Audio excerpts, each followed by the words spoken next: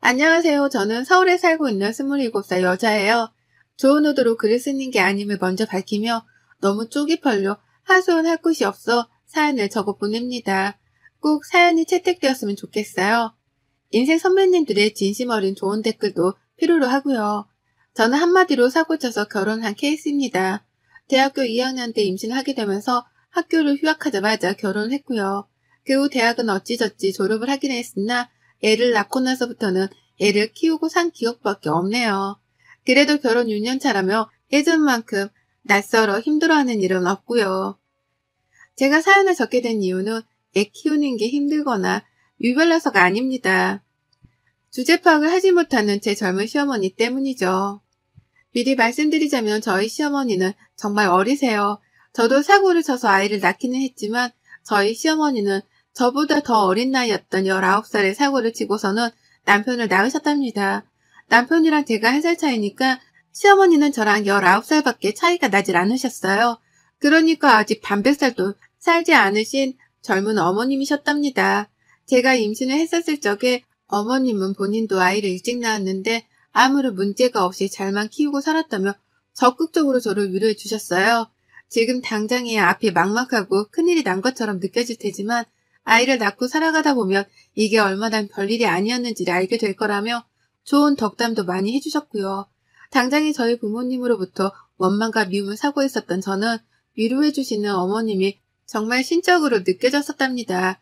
꼭 성모 마리아를 보는 듯이 시어머니를 바라볼 때면 어머님 등 뒤에서 빛이라도 나는 듯 했어요. 그 정도로 저는 어머님이 좋았었답니다. 그래서 결혼을 하고 처음 2년 정도는 시댁에서 지낼 요랑으로 시댁에서 합교살이를 시작했었는데요. 너무 가까이 그리고 매일같이 서로 얼굴을 보며 살아서였을까요? 저는 슬슬 시어머니에 대한 실망이 커져갔고 그도 모자라 부끄럽기까지 하며 뭔가 수모를 견뎌내야 했답니다. 수모 따위를 안 겪고 살려고 해도 어머님이 자꾸 일거리를 만들어내시는 바람에 제가 민망스러울 수밖에 없는 상황들이 연속해서 일어나곤 했어요. 예를 들면 같이 사는 내내 장이라도 보러 갈 때면 어머님이랑 제가 꼭 같이 집을 나섰거든요. 식구가 늘어났기에 어머님 혼자 나갔다가 장바구니를 들고 오는 게 무리여서 제가 선뜻 도와드리고자 함께 나선 것이었습니다. 그런데 정말 전 태어나서 이렇게 목소리가 큰 사람을 처음 봤어요. 목소리뿐이게요. 뭐든 자기 주장이 맞다며 큰 소리로 떵떵거리며 우겨대는데 이렇게 고집이 센 사람은 정말 살다 처음이었습니다. 시장에서 사장님이 물건에 대해서 설명을 하면 어머님은 늘 의심이 가득한 표정으로 쳐다보면서 아닐 텐데, 아닌데, 그렇게 안 보이는데 라는 대답으로 싸움을 거셨어요. 본인이 시장 사장님보다 물건에 대해서 아는 게 더 많다고 생각을 하신 거죠. 그러면 사장님은 국내산을 국내산이라고 해도 뭐라 하고 국외산을 국외산이라 해도 뭐라 한다며 저희 시어머니랑 격양된 채로 말씀을 나누셨고 그 끝은 늘 싸움이었습니다. 한마디로 시장 바닥에서의 싸움이었죠. 시비는 누가 봐도 저희 시어머님이 먼저 거신 것이었고요. 매번 장을 보러 가는 매주 혹은 격주마다 이런 일이 생겼습니다. 그쯤 되면 시장 입구에서조차 서 있는 게 쪽이 팔려서 안 갈 법도 한데 저희 어머님은 창피한 것 하나 없다며 아주 당당하게 시장으로 직진을 하셨어요.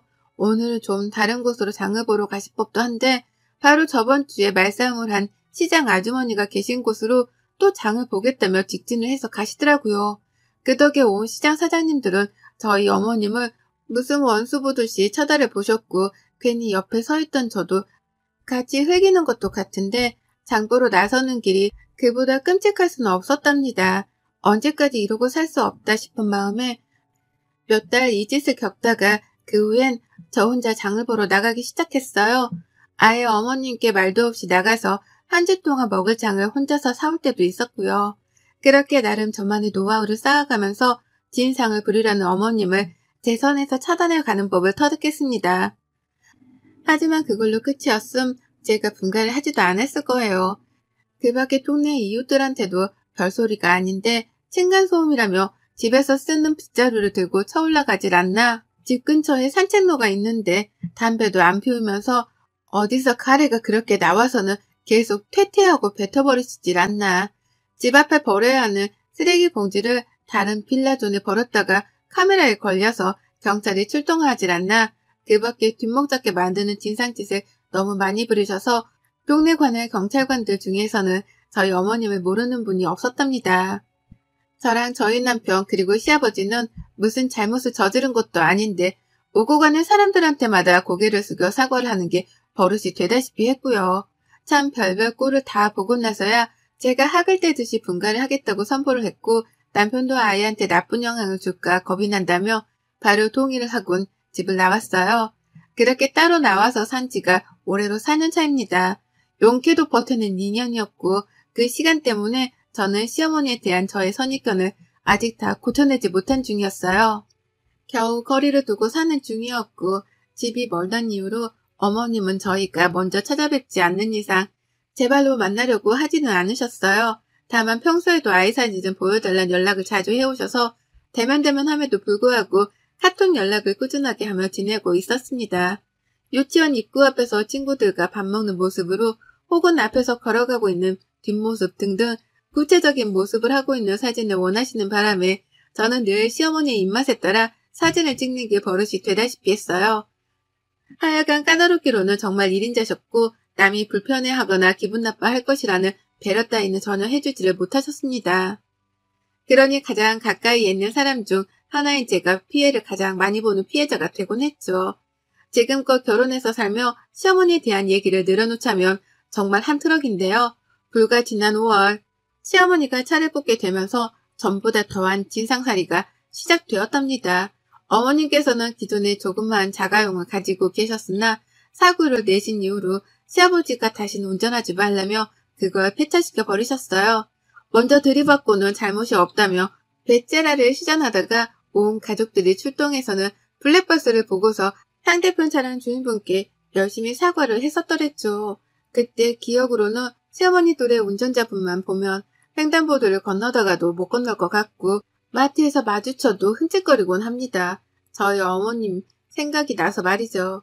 오죽했음 시아버지께서도 차를 폐차시키셨을까 싶은 마음이 들며 충분히 이해가 갔고 그 이후 암묵적으로 시어머니께서는 다신 운전을 하지 못하시는 줄 알았는데요.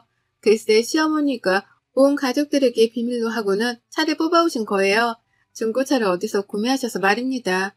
친한 지인분 아들이 초보운전용으로 타고 다니던 차를 판다고 해서 그걸 덜컥 사셨다는 거예요.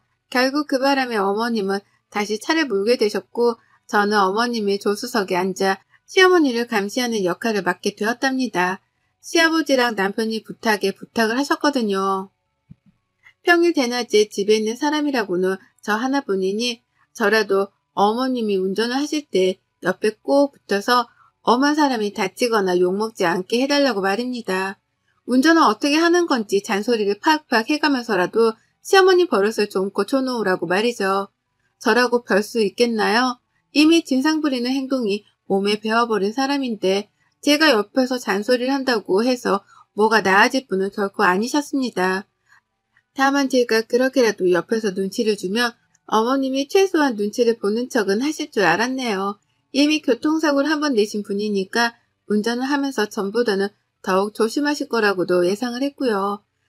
하지만 이런 당연한 저의 예상은 완벽하게 빗나가 버리고 말았습니다.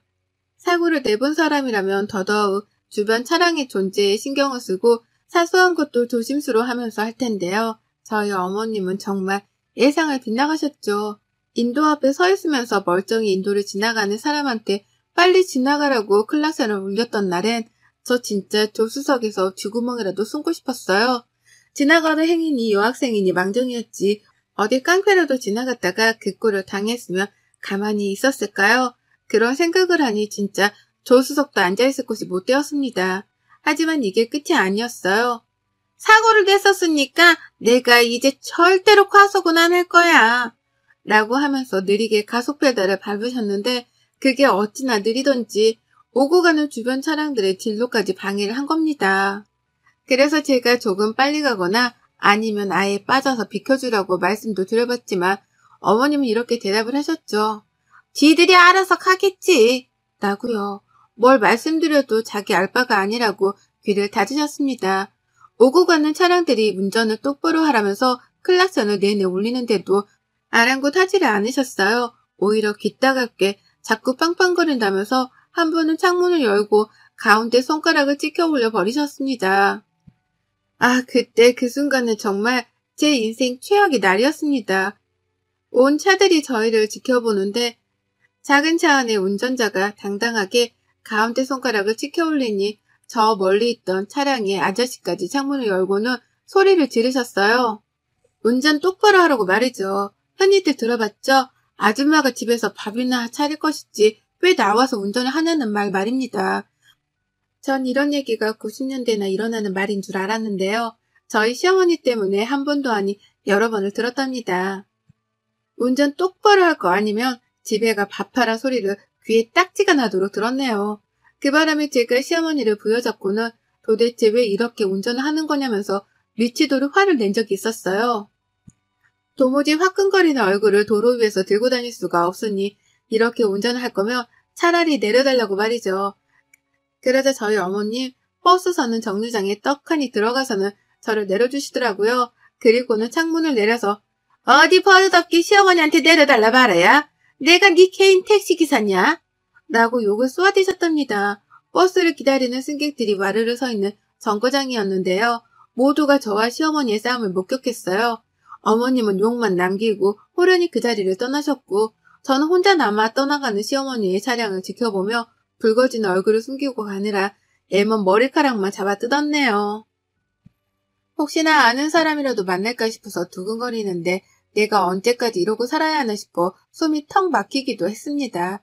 그러나 결국 언젠가 사고 칠 거라고 예상했던 어머님이 치고야 마셨어요. 고 기다리던 그 사고를 정말로 쳐내신 겁니다. 그날따라 왠지 시어머니랑 차를 같이 타고 싶지 않았는데 어머님이 애사진을 보여달라고 전날부터 닥달을 하시다가 자연스럽게 시아버지가 병원을 가셔야 한다고 말씀을 하셨어요. 어머님 혼자 가는 거라면 제가 그냥 알아서 가라고 했을 거지만 시아버지가 가신다고 하니 괜히 신경이 쓰이더라고요. 그래서 애를 유치원에 보내놓고 시어머니 댁으로 찾아뵈었습니다. 시아버지께서는 나가는 순간부터 시어머니 차를 타기 싫다면서 입이 대빨 튀어나오셨어요. 몰래 차를 산 것도 모자라 운전을 계속하고 다니신다고 생각을 하니 화가 나셨는지 문 앞에서 시위를 하며 운전을 자기가 하겠다고 몰아세우셨습니다. 하지만 결국 저희는 시어머니가 운전하는 차에 올라탔어요. 시어머니의 고집을 말릴 수 있는 사람은 아무도 없었으니까요. 그렇게 저희는 함께 병원으로 출발을 했습니다. 다소 불안한, 하지만 일단 가벼이 마음을 먹고 차에 올라탔는데 한 15분쯤 갔을까요? 지금도 그때 생각만 하면 식은땀이 순간 스쳐 흘러내리네요. 아버님이랑 대화를 나누며 최대한 긴장하시는 아버님의 마음을 풀어드리고 있던 그 찰나 갑자기 쾅 하는 소리와 함께 세 사람 모두가 앞쪽으로 쏠렸습니다. 시어머니가 꼬리타기를 하며 바뀌고 있는 신호를 따라 우회전을 하시다가 신호를 따라 정상적으로 출발을 한 차량과 부딪혔습니다. 근데 또 웃겼던 것이 그런 상황이면 저희가 모두 다 충격을 받아 오른쪽으로 쏠려야 했는데 시어머니가 운전을 요상하게 하면서 우회전을 하시다가 그대로 앞부분을 다른 차와 들이박은 거예요. 그래서 모두가 충격을 받자마자 앞쪽으로 쏠렸던 것입니다. 사태 파악을 하느라 한참의 시간이 걸렸고 누가 봐도 우리의 잘못이란 건 알았는지라 아버님과 저는 뒷목을 잡으면서 할 말을 잃었어요. 둘 다 결국 또 터졌구나 하는 마음으로 허망하게 시어머니를 노려보며 서로를 챙겼습니다. 근데 시어머니는 이번에도 당당하더라고요. 정말 쪽팔림이라고는 하나도 느끼지 못하는 건지 상대편 차량에서 운전을 어떻게 하냐며 막 나와서 보험을 부르며 어머님을 부르시는데 어머님은 누가 뭐 잘못을 했는데 차가 앞에서 오고 있으면 비켜줄 생각을 해야지 그걸 그대로 갖다 들이받고 말이야. 당신 깡패야? 이게 깡패가 아니면 뭐야? 라고 하며 막받아 치셨답니다. 그리고는 한참이나 걸려 사고 운전자와 말싸움을 하느라고 쉬지도 않고 소리를 질러대셨어요. 보험차고 뭐고 이미 중재를 시킬 만한 사람이 모였음에도 불구하고 잘못을 인정하지 않는 시어머니 때문에 사건 해결은 어려웠고 그 타이밍에 저와 시아버지가 나섰죠. 어머님 좀 그만하세요. 라고 하며 저 멀리서부터 뒷목을 잡은 채로 소리를 지르며 다가갔습니다. 어머님은 얘가 왜 이러냐는 표정으로 저를 바라보며 넌 가만히 있어. 잘 알지도 못하는 게. 라고 입을 닫게 하셨죠. 하지만 저는 거기서 멈추지 않았습니다. 쪽팔려 죽겠네 정말. 어머님이 먼저 갖다 들이받고서 뭘 잘했다고 큰 소리예요. 잘못을 했으면 잘못했다고 사과를 먼저 하셔야지. 뭘 잘했다고 자꾸 쫑알쫑알. 여기 있는 사람들이 다 놀고 먹는 배수인 줄 아세요? 다들 바빠 죽겠는데 얼른 사과드리고 보험 처리하세요. 제발 좀 그 입 좀 다무시라고요. 라고 주절주절 맞는 말만 골라서 했어요. 그러자 상대편 운전자뿐만 아니라 뒤늦게 온 경찰까지 다행이다 싶은지 네 어머님 진정하시고요. 라며 시어머니를 더 타일러보고자 했죠. 이제야 해결이 되나 보다 싶어 말이죠. 하지만 어머님은 거기서 그치지 않은 채 오히려 며느리가 자신의 편을 들지 않는 것에 화가 나서는 그 분풀이를 상대방 운전자한테 하셨습니다. 살짝 욕이 올라왔다가 결국 튀어나와 뱉어졌고 그 바람에 빡쳐버린 상대 운전자분이 결국 용서는 없다며 서로 고성방가를 오가며 삐떠지게 말싸움을 했습니다. 그리고 전 그 상황에서 시아버지고 뭐고 아무것도 보이질 않았고요. 그저 죄 없는 사람이 피해만 보지 않았으면 하는 마음에서 경찰분께 이실직고를 했답니다. 시어머니가 100% 잘못을 한 거고 내가 뒤에서 다 목격을 했다고 언제든 증인이 필요하면 불러달라고 전화번호까지 남겼어요. 그리고는 그 상황을 얼른 벗어나야겠다며 오만 사람들이 지나가며 쳐다보고 있던 사고 현장을 혼자서 벗어났습니다. 정말 지옥과도 같은 시간이었네요. 시어머니는 제가 한참 멀리 떨어져 가고 나서야 며느라, 야 너 어디 가? 놔두고 어디 가냐니까? 라며 불러대셨어요. 중간중간에 씨라는 단어를 몇 번 첨가해 가면서 열불난다는 티를 팍팍 내기도 하셨죠. 하지만 저는 끝까지 시어머니를 모른 척 했고 그 길로 집을 향해 달려오고 난 후에야 숨을 돌릴 수 있었습니다. 내가 다시 시어머니의 차량에 올라타면 사람이 아니라는 생각으로 시어머니 번호까지 단박에 차단을 해버렸어요. 남편한테도 바로 사실을 털어놓으면서 어머님이 또 길 한복판에서 멀쩡한 사람을 쳐놓고서 발뺌하는 대형 사고를 쳤으니 그런 줄 알라 경고도 남겨놨고요. 남편은 또 우리가 사죄를 해야 할 일이 생긴 거냐면서 너무 속상해했습니다. 도대체 나이를 먹을 대로 먹은 사람이 왜 그 모양인지를 모르겠다며 억울해하기도 했고요. 하지만 저는 당장에 남편 속마음을 들어줄 여유가 없었어요. 시어머니가 사고를 내긴 냈으나 그 충격으로 인해 앞으로 쏠리뻔 하기도 했고 사고 후유증으로 마음이 계속 두근거리는 것이 기분이 너무 안 좋았거든요. 일단 저도 휴식을 취해야 했기 때문에 시어머니를 완전히 무시하고 모른 척하며 안정을 취했습니다. 그리고 그날부로 정확히 하루 뒤 주말에 남편한테로 시어머니 전화가 걸려왔어요. 근데 시어머니가 울고불고 난리도 아닌 채로 전화를 받으시는 거예요. 왜 그러나 싶어서 귀를 쫑긋거린 채로 들어봤더니만 세상에 어머님이 사고를 낸 그 당일 정말 많은 일들이 있었더라고요. 제가 시아버지고 뭐고 다 버려둔 채로 혼자서 집으로 도망쳐 온 후 말입니다. 제 딴에는 시어머니를 모른 척하며 무시하기 위해서 혼자 도망을 쳤던 건데요.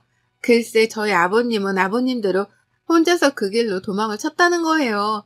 그러니까 제가 제 집으로 도망쳐 나온 그 사이 아버님은 그 길로 또 혼자 택시를 잡고 바로 가려던 병원으로 가셨다는 겁니다. 그 바람에 사고 현장에 남은 건 시어머니 혼자셨고 이미 상대편 운전자를 필요 이상으로 열받게 만들어버린 시어머니는 모두가 보는 앞에서 상대편 운전자가 내뱉는 욕과 폭언을 들어가면서 욕바지가 되셨다고 해요.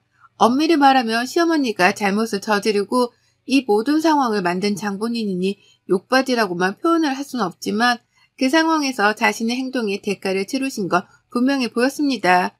그 길로 충격이 크셨지만 진정을 할 새도 없이 어머님은 경찰서로 끌려가셨다고 하고요. 상대편 운전자분이 괘씸하다며 정신적 피해보상까지 요청을 하게 되며 이 일은 소송으로까지 번지게 되었다고 하더군요. 그런데 아무리 전화를 해도 아무도 안 받고 시아버지도 집을 나가버리셔서는 어제 하루 집에 들어오지를 않았다며 겁에 질려 하기까지 하셨답니다. 네, 그렇습니다. 저희 시아버지는 그 길로 병원을 갔다가 집으로 돌아가지도 않은 채 동생분이 사시는 집으로 가서는 외박을 하셨다네요. 저는 저대로 시어머니 번호를 차단하고 더러워 안 본다며 모른 척을 했었고요. 그와 더불어 저희 남편은 남편대로 시어머니가 사고를 당한 줄을 저에게 들어 알고 있었으면서도 불구하고 어머님이 뒤치다거리를 하기 싫다며 어제 하루 종일 핸드폰을 꺼놨던 겁니다. 결국 외동아들 하나만 키우시는 저희 시어머니는 아들에 이어서 남편, 며느리까지 아무도 자기의 전화를 받지 않으니 경찰서에서 꼼짝없이 혼자 앉아 그 엄한 벌들을 두드려 받고 나오셨다네요. 상대방 운전자가 고소를 한다며 변호사까지 선임을 하는 사이 자기는 혼자서 아무도 없는 곳에 앉아 하염없이 가족들을 기다렸다면서 울며 전화를 해서는 따지는데 진짜 속으로 꼬셔서 죽는 줄 알았어요. 어찌나 서럽게 울면서 어디 있었냐고 저희 남편을 찾는데 남편은 시어머니가 우는 걸 들으면서도 아무 감흥이 없어 보였답니다. 오히려 또 저러신다면서 그래서? 그래서 뭐? 라고 퉁명스레 대답만 했고 시어머니의 반응은 뜻밖이었어요. 그렇게 남들한테는 진상이란 진상짓을 잘도 부리더니 자기 아들한테 받는 무시와 멸시는 참기 힘드셨던지 더욱 크게 우시며 대답하시더라고요. 내가 잘못했어. 내가 잘못한 거야. 다시는 안 그럴 거야. 라는 말과 함께 목이 빠져라 울고불고 난리도 아니셨어요. 생전 처음으로 시어머니 입에서 잘못이란 말이 튀어나왔고 그 말에 퍽 놀란 저희 부부는 다소 난감하긴 했으나 이따라도 버릇을 단단히 고쳐드려야겠다는 생각에 일단 전화는 끊어버렸습니다. 진짜 잘못을 했다고 생각하면 법적 조치도 달게 받으라는 말씀을 남긴 채 말이죠. 결국 진상 부리기 좋아하는 우리 어머님은 민폐 운전의 끝판왕을 선보이다가 피해자한테 욕이란 욕도 먹고 고소도 당하고 경찰서도 끌려간 걸로도 모자라 자식 배우자 며느리한테 무시까지 받는 최악의 결말을 맞이하셨답니다. 지금도 시아버지는 동생분 집에 계시면서 집으로 돌아갈 생각을 안 하고 계시고요. 저희 부부는 시어머니 연락을 일절 무시하며 버티고 있어요. 어떻게든 혼자 해결을 하게 만들어야지만 깨닫는 게 있을 거라면서 최선을 다해 어머님 연락을 끊어내는 중입니다. 뭐 어쩌겠어요. 평소에 잘 행동하고 살았음 이렇게까지 모른 척 하진 않을 텐데 이게 다 어머님이 뿌린 대로 거두고 있는 거죠 뭐. 여러분의 생각은 댓글로 남겨주세요. 오늘도 시청해 주셔서 정말 감사합니다.